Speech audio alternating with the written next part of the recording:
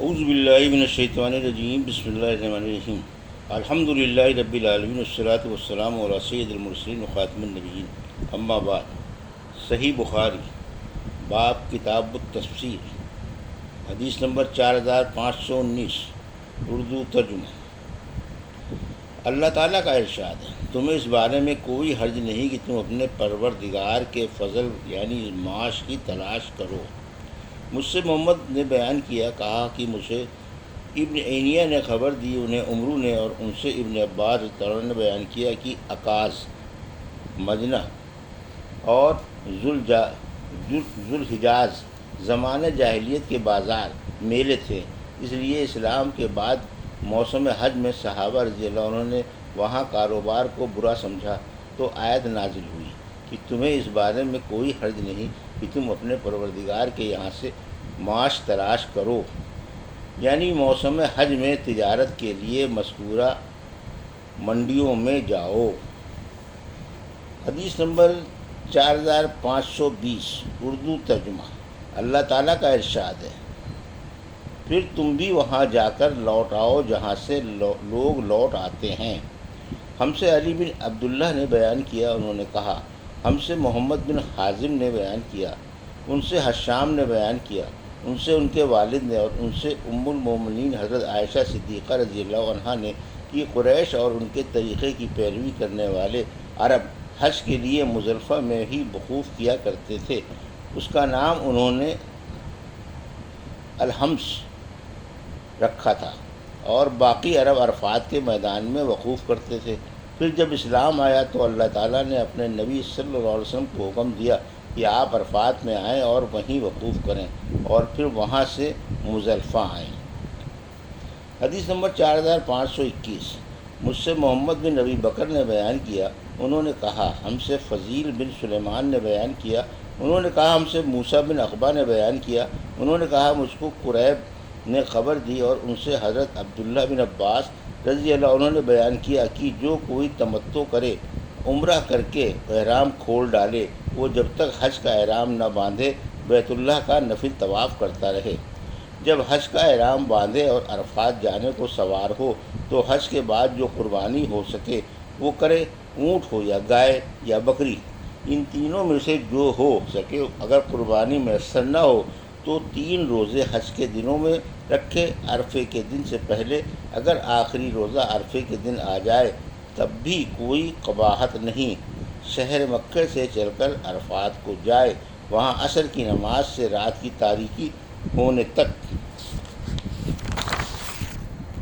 ٹھہرے، پھر عرفات سے اس وقت لوٹے جب دوسرے لوگ لوٹیں، اور سب لوگوں کے ساتھ رات مزدلفے میں گزارے اور اللہ کی یاد اور تکبیر اور تحلیل بہت کرتا رہے صبح ہونے تک۔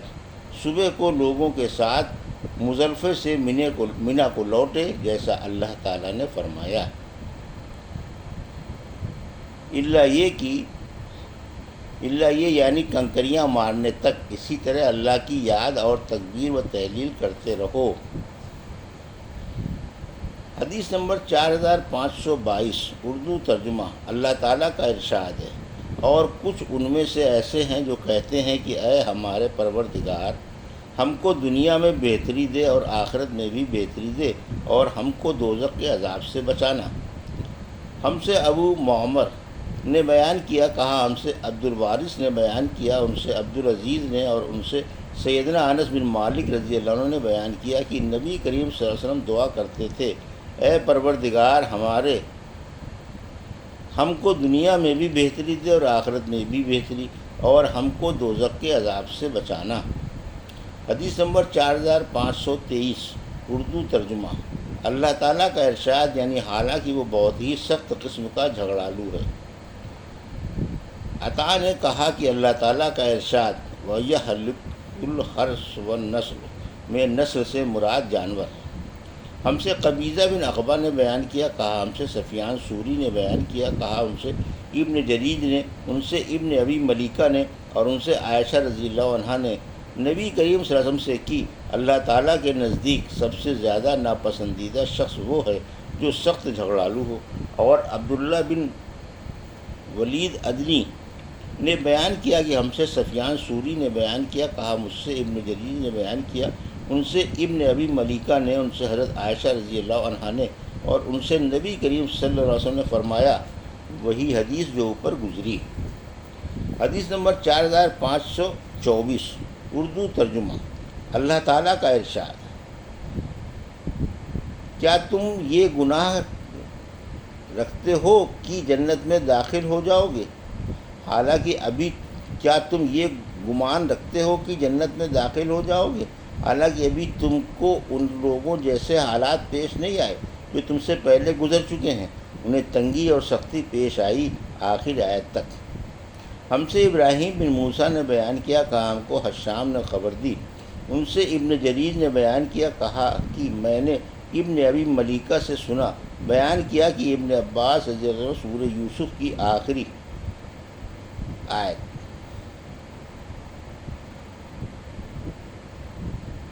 تخفیف کے ساتھ قرات کیا کرتے تھے۔ آیت کا جو مفہوم وہ مراد لے سکتے تھے لیا، اس کے بعد یوں تلاوت کرتے، پھر میری ملاقات عروہ بن زبیر سے ہوئی تو میں نے ان سے ابن عباس کی تفسیر کا ذکر کیا۔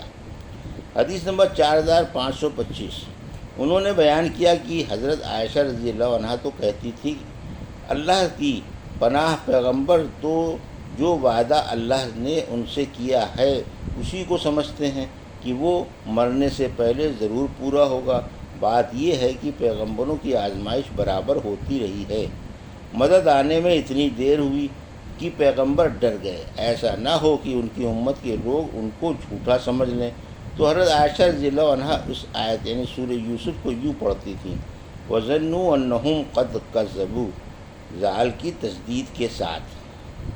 حدیث نمبر 4526، اردو ترجمہ۔ تمہاری بیویاں تمہاری کھیتی ہیں، سو تم اپنے کھیت میں آؤ جس طرح سے چاہو، اور اپنے حق میں آخرت کے لیے کچھ نیکیاں کرتے رہو۔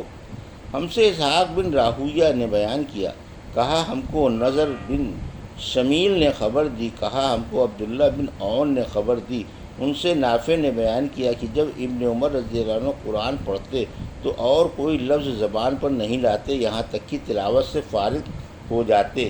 ایک دن میں قرآن مجید لے کر ان کے سامنے بیٹھ گیا اور انہوں نے سورہ بقرہ کی تلاوت شروع کی۔ جب اس آیت نساءکم حرث لکم پر پہنچے تو فرمایا، معلوم ہے یہ آیت کس کے بارے میں نازل ہوئی تھی؟ میں نے عرض کیا کہ نہیں۔ فرمایا فلاں فلاں چیز، یعنی عورت سے پیچھے کی طرف سے جمع کرنے کے بارے میں نازل ہوئی تھی، اور پھر تلاوت کرنے لگی۔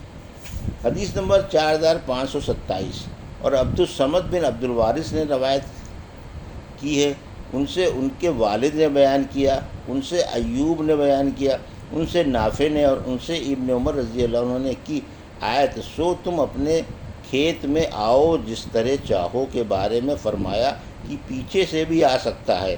اور اس حدیث کو محمد بن یحییٰ بن سعید بن قطان نے بھی اپنے والد سے، انہوں نے عبید اللہ سے، اور انہوں نے نافع سے، اور انہوں نے عبداللہ بن عمر رضی اللہ عنہ سے روایت کیا ہے۔ حدیث نمبر 4528، اردو ترجمہ۔ ہم سے ابو نعیم نے بیان کیا، کہا ہم سے سفیان سوری نے بیان کیا، ان سے محمد بن منقدر نے، اور انہوں نے جابر رضی اللہ عنہ سے سنا، انہوں نے بیان کیا کہ یہودی کہتے تھے کہ اگر عورت سے ہم بستری کے لیے کوئی پیچھے سے آئے گا تو بچہ بھینگا پیدا ہوگا۔ اس پر یہ آیت نازل ہوئی کہ تمہاری بیویاں تمہاری کھیتی ہیں، سو اپنے کھیت میں آؤ جدھر سے چاہو۔